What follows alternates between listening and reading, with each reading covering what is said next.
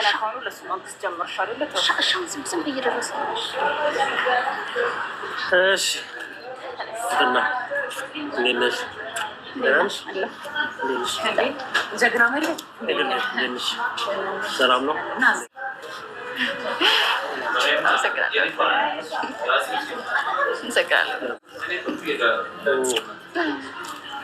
እሺ ትግል እንዴት ነሽ? ተጫወች እንጂ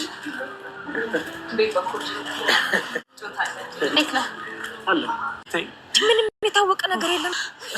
እስኪ መጀመሪያ አንተ ተረጋጋ። ጠዋት እንደገናኝ ያው በራችሁ ላይ ደርሳችኋል። ግቡ። እንዴ መድብል ልቀቂኝ ትትና ልሄድ አለብኝ። አረ መድብል እየሸኘ ነው እንጂ አትናደድ። ያው ደርሳችኋል። ግቡ። በራችሁ ላይ እኮ ያላችሁት። ቆይ በእናትህ እሺ ቀስ ብለን ተነጋግረን እንፈታዋለን። ስደት እንደገና አረብ ሀገር ምናምን ትያለሽ እንዴ? እኛ ስንት ነገር እዚህ እያሰብን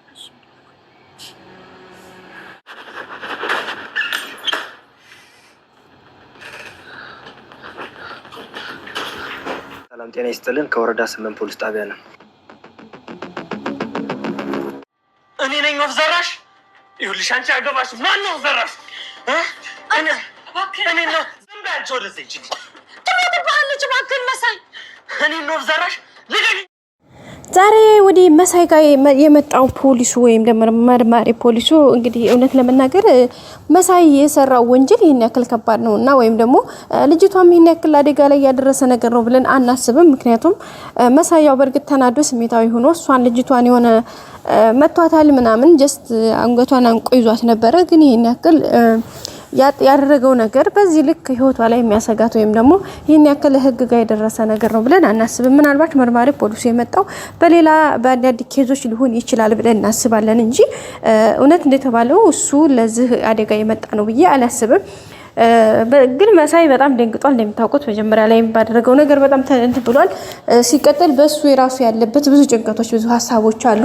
የመጀመሪያው የቤተሰቦቹ ጉዳይ ነው። ሁለተኛ የጤናው ጉዳይ፣ ሶስተኛ ደግሞ እህቱን አጠገቡ አድርጎ ለሷ ምንም አይነት ነገር ሳይደርስላት ለመቅረቱ በጣም ውስጡን እየጎዳው ነው የሚገኘው። ያው የመጀመሪያውና ዋናው ነገር እሷን ለሷ ማድረግ እየቻለ ሳያደርግላት የቀረው ነገር በጣም ውስጡን ይጎዳዋል። ሁለተኛ ደግሞ አሁን ላይ አረብ ሀገር ልሄድ ነው ምናምን ብላ ባወራቸው መንገድ እሱን ነገር ደግሞ ሲሰማ የበለጠ አሞታል። ከዛም በቀጠለ ደግሞ ባለፈ እያደረገ ያለው ነገር በጣም ካቅም በላይ ነው። ቤተሰቦቻችን በጣም ማለት ነው ከሚባለው በላይ። ምክንያቱም ይህን ነገር እንዴት ሳላደርግ ቀረሁኝ? እንዴት ይሄን እንኳን መቻል ያቅተኛል? ለምንድነው እንደዚህ ሆንኩት? ለምንስ እንደዚህ ሆናለሁኝ? እንደዚህ ስምሆነው እስከ መቼ ነው የሚለው ነገር አእምሮ ውስጥ በጣም እየቆረቆረው እያመመው እየደበረው ነው የሚገኘውና ሶ በዛ አማካኝነት እንግዲህ ነገሮችን ለማስተካከል የሚችለውን ያክል እየሞከረ ነው። ግን ደግሞ ከአቅሙ በላይ አንዳንድ ነገር ሆነውበታል።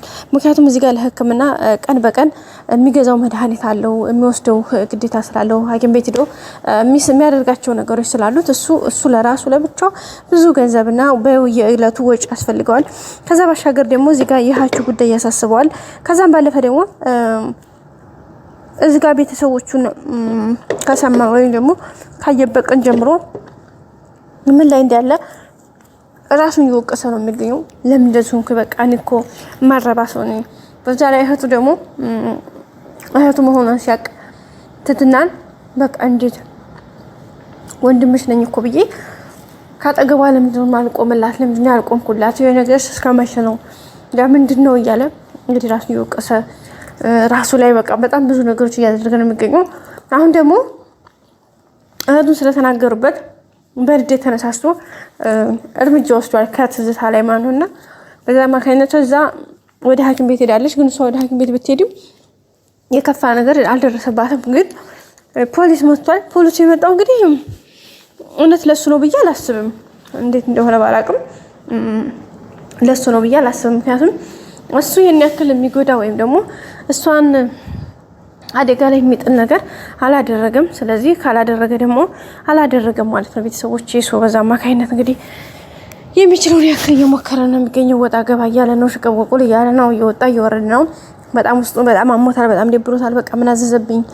ቢያንስ እንኳን ጥሩ ነገር ለቤተሰብ ማድረግ ባልችል ምን አለ እንደዛ አይነት ነገር እርምጃ መውሰድ ባልችል በቃ ራሴ ላይ ምን ነው ብለህ ምን አልሰራሁም በቃ ዝም ማለት ማንን ገደለ ለምን እያለ ራሱ ይወቀሰ ነው የሚገኘው። ይሄንን የሚያደርገው እንግዲህ ያው ከስሜት ተነስቶ እህቱን አንተ ወፍ ዘራሽ ብላ ስትሰድበው በጣም በቃ ከቃል በላይ ነው ነገር ይሹ ወይም ደግሞ የተናገረችው ቃላት ሌላም እርምጃ ያስወስዳልና በዛ አማካኝነት ነው ሲወሰደው። ግን እንደ ሰው ተናደደ።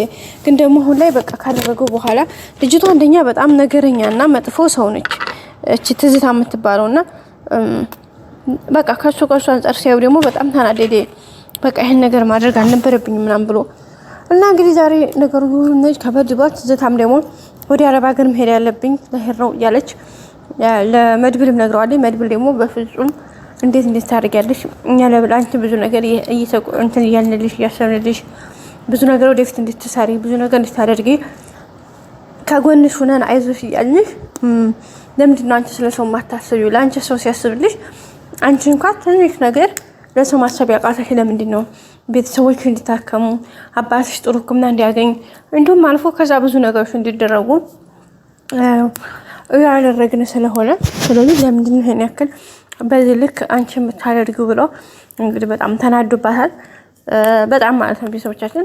ያው ግን ምንም ማድረግ ስለማይቻል እሷም የምትችለውን ነገር የሞከረች ነው።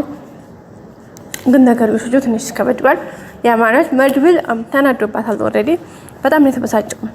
በቃ አንዴ ሲያስቡለት ለማያስብ ሰው በቃ ተው በቃ ክፉ ነገር እንድናገር አትጋብዙኝ ምናምን ብሎ ነው እንግዲህ በጣም በንዴት ወደ ቤቱ ሊሄድ ያለው።